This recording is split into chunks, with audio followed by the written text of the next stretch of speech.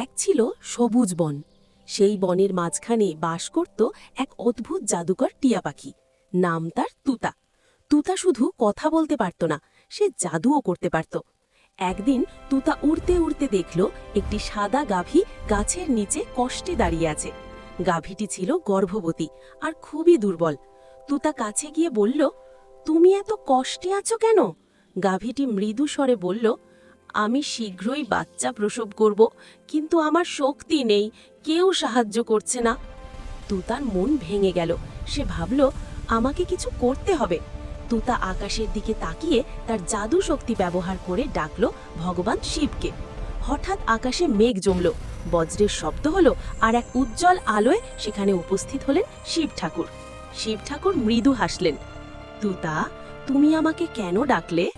তুতা বলল, প্রভু, এই গাভীটি খুব কষ্টে আছে, দয়া করে তাকে সাহায্য করুন। শিব ঠাকুর গাভীর মাথায় হাত রাখলেন।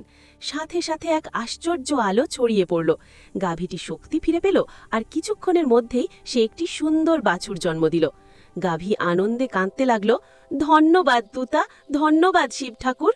শিব ঠাকুর বললেন, সত্যিকারের জাদু হলো দয়া ও সহানুভূতি। এই বলে তিনি অদৃশ্য হয়ে গেলেন। তুতা হাসতে হাসতে বলল, আজ আমি বুঝলাম সবচেয়ে বড় জাদু হলো ভালোবাসা। শিক্ষা: অন্যের বিপদে সাহায্য করাই সবচেয়ে বড় শক্তি।